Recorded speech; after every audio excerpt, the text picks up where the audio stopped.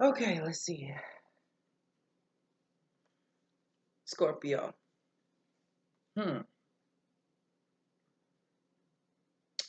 This is or Celeste. Let's get into it. I'm doing the word for the wise message for you on this evening. The word for the wise was a segment I started in 2016 using these same cards, but I'm not picturing them here on the channel. We're very aware that there are light and dark aspects. So the word to the wise is to see what type of entities are around, lingering, causing interference, or influencing situations in your particular areas of life. I'm going to start with this deck, this oracle deck. I'm using 3 different oracle decks. One by Ariane Osborne, the Santa Muerte Oracle by Fabio, and the Angelarium cards by Eli and Peter. You can go Google them, but these are theirs. What is the word to the wise message? I'm not taking 4. I should have taken them. I should have. I'm thinking about it like, a lot going on, Scorpio. Let's see what the specific message that's...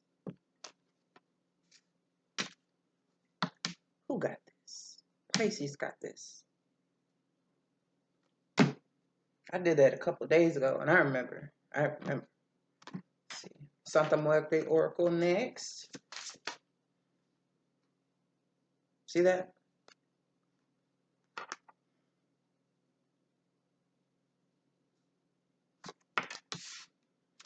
I'm taking it. Scorpio. Choke my my first reaction when that came out was like, who are you choking? But let's not choke anybody. Not choke anybody. Okay, let's see.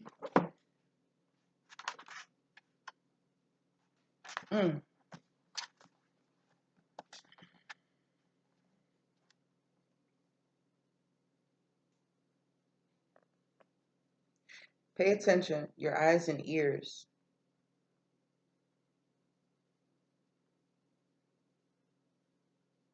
It's as if you can detect when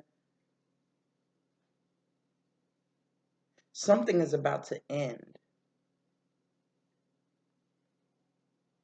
That's the first thing you notice. Either by sense of smell,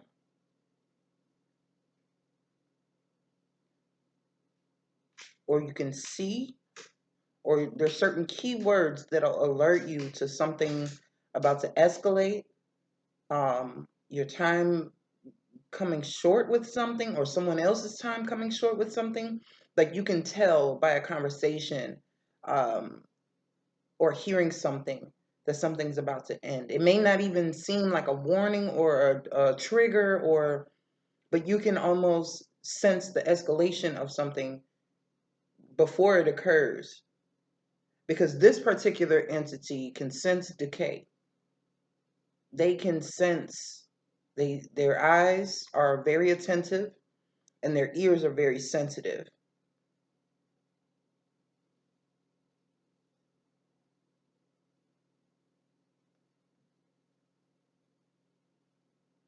You may get a throbbing in your ears or an amplified attention to a conversation, even if it's, it's within earshot, but it's not something you're particularly listening to.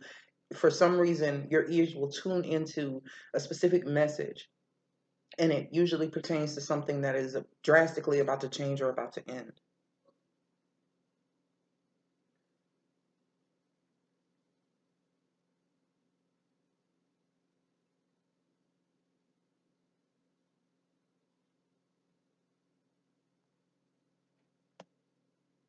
It says, beware of the line between curiosity and nosiness. Also, you could be experiencing situations where you're being talked to and you're being a listening ear, but it's not to give any advice. It's not to assist in any way. I see this one of two ways. In one regard, it's people venting, right? And you allow them to vent and they feel better, and you kind of transmute that energy and it just goes about its business. The second way I see this being used is to use it against someone. So being a fly on the wall, or just being a listening ear, being very attentive or pretending to be attentive, it has dual purpose. It depends on the person, what their intentions are for listening. Okay, not everybody who listens is listening to assist the person who's speaking from the heart, who's being vulnerable. It's also weaponry. Okay, so I'm giving this warning specifically to you to be aware of how you use information that you come across or that comes across your ears.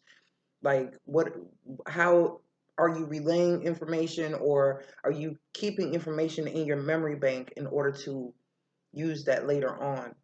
But it brings death to things. It brings transition to things, okay? So this is very much in alignment with the energy that Scorpio possesses in the 8th house. Be aware. The Santa Muerte, number 31.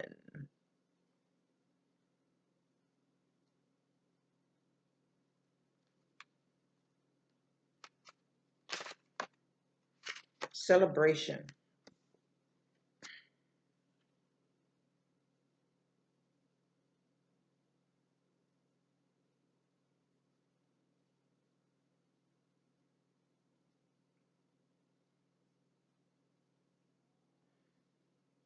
There's a celebration going on in this particular card. And I also see two initials etched in the tree bark. And it's quite high. So this lets me know that this particular bond or declaration was made a long time ago. There's someone sitting out off to the side, right? And these are like catacombs that they're sitting in front of, like a pyramid, a temple or so, of sorts. But there's, and I was gonna light my white candle too. I see it's just a lot of candles in here. But the thing is, there's much celebration going on here. There's someone off to the side. Now, okay. There's someone lurking. The person in the forefront, I'm sorry. Person in the forefront is wearing blue. Okay. There's celebration. They're doing their own thing, honoring their ancestors. This is that those initials E and F etched in the tree there, and I don't know if you can really see it with this camera quality. Now, there's someone in the background in the purple. These colors denote to me this person is speaking their truth. This person is well aware of their communication. They've got red feathers coming out of their headdress, and they have red on either side of their throat chakra. So while they're lined in blue, I'm seeing this like they're speaking things into their atmosphere. They're speaking well of their ancestors. They're speaking things on to their lives and to the lives that meant so much to them, right? They're really honoring what it is that they're supposed to be doing. Somebody, and I feel like this is more telepathic than anything else. There's a psychic connection here. This person in purple, either born in the month of February with the amethyst color here, Pisces related. And I spoke on Pisces with this initial energy that came up because I got a different message for Pisces. But this is very similar. So now, this is a woman though. While they're in skulls, this lady got titties.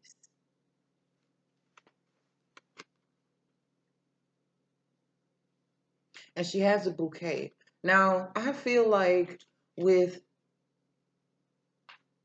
I think she knows something or has heard something, being a fly on the wall or keeping tabs in some kind of way. They said be careful of the difference between curiosity and nosiness.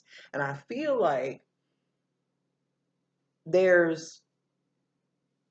okay, say for instance, you are no longer friends with somebody and you still have a mutual friend and they're close or they're related or they work together or something like that.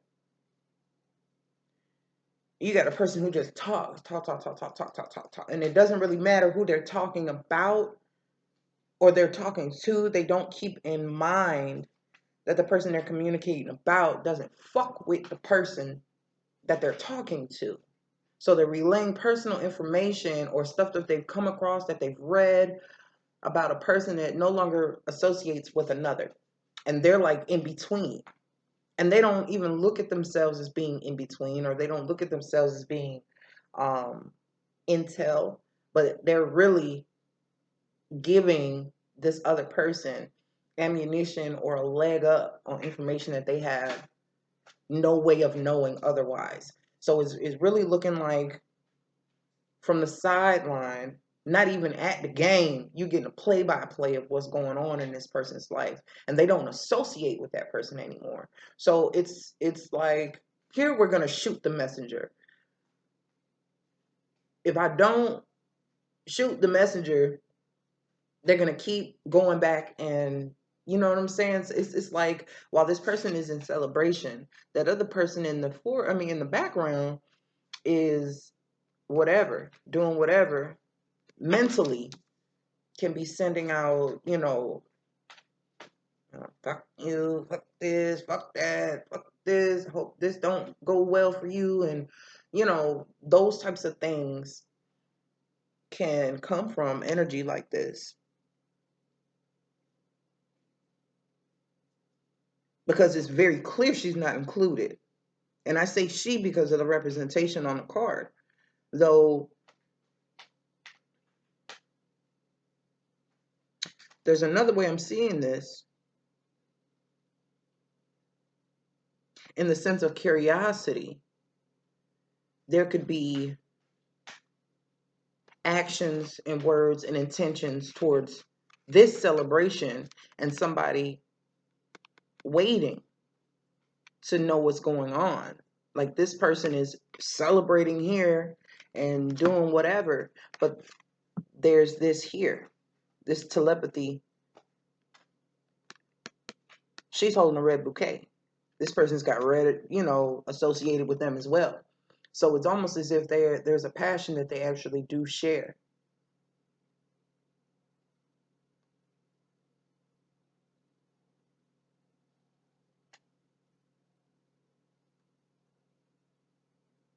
But this celebration has nothing to do with this person here. They're just there. The connection exceeds verbal communication. It exceeds the physical representation of what this person is actually doing. It's in the realm of the subconscious. It's in the realm of psychic activity. It's in the realm of the crown and the third eye chakra. It's up there. Let me read the damn card.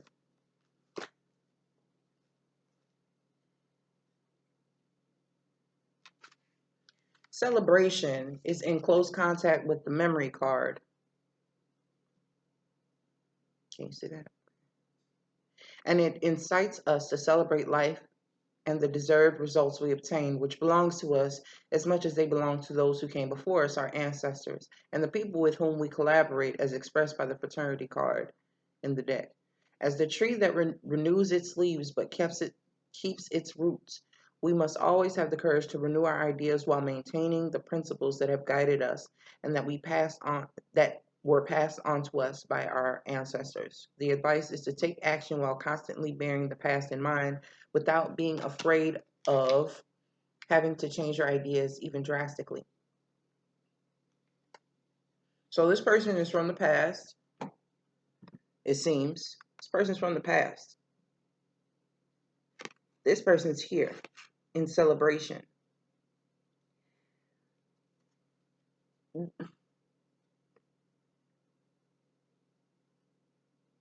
Leave it where it's at. Leave it where it's at. She looks like she's waiting. Or that could be a guide. It could be an ancestor just watching over it. Like while celebrating your ancestors and actually making offerings and things of that nature, they can be watching like, damn, that's sweet. Holding a whole bouquet and shit.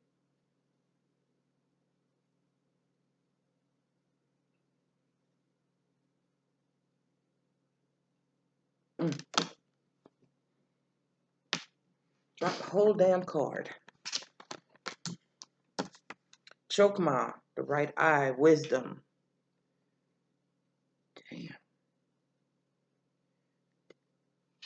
I have a mosquito hawk in here.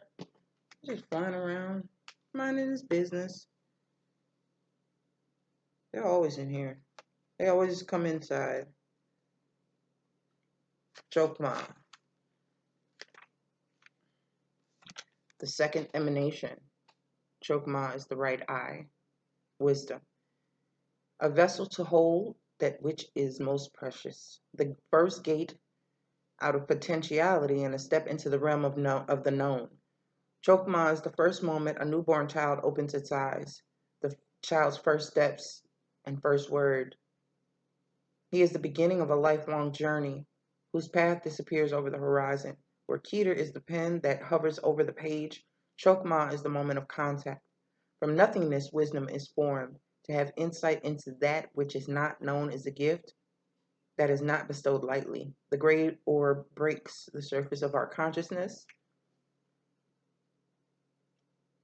Descending from the summit of the tree, we see its duality begin to form. Chokma sits atop the pillar of mercy, forming the first masculine aspect of the diagram. Its partner, Binah, opens next to reveal the two eyes through which we see the world, found in birth, intuition, and the subconscious. See, I was talking about I was talking about the subconscious. Celebration here, you could be hearing somebody's having a new addition again, but you could be on the receiving end or the give, or it could be about you. It could be about you're overhearing someone else. And meanwhile, they're in the midst of a celebration and this and that, and you end up getting passed on information.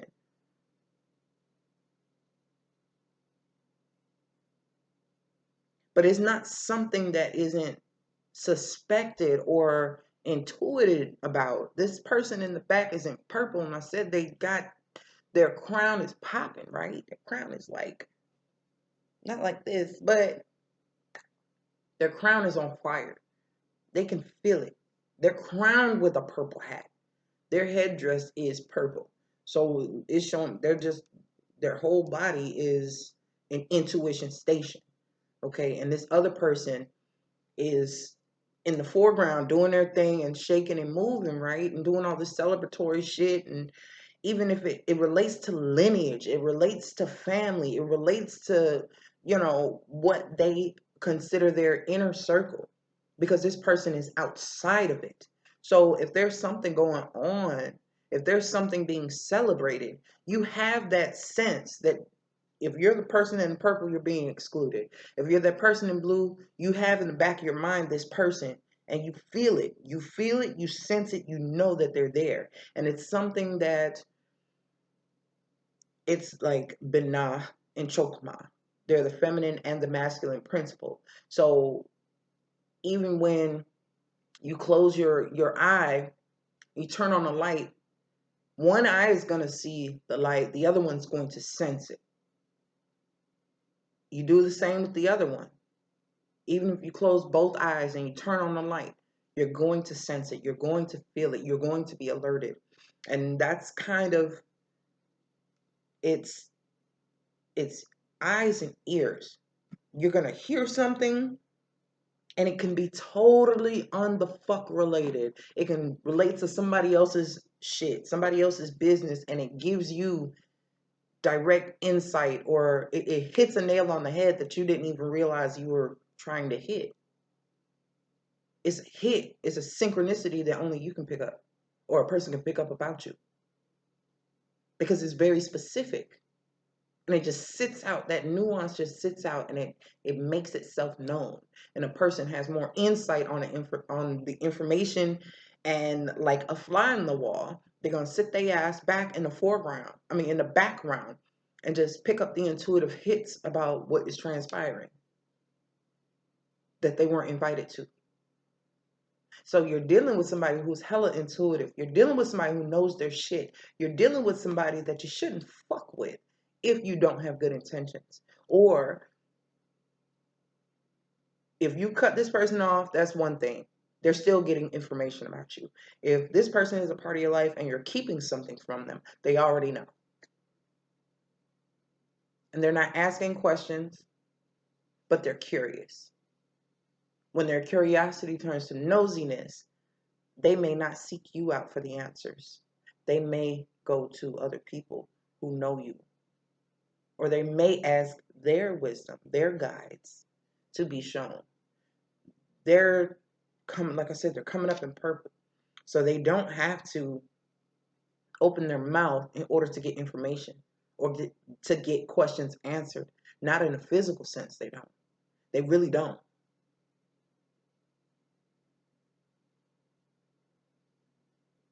Right eye, wisdom.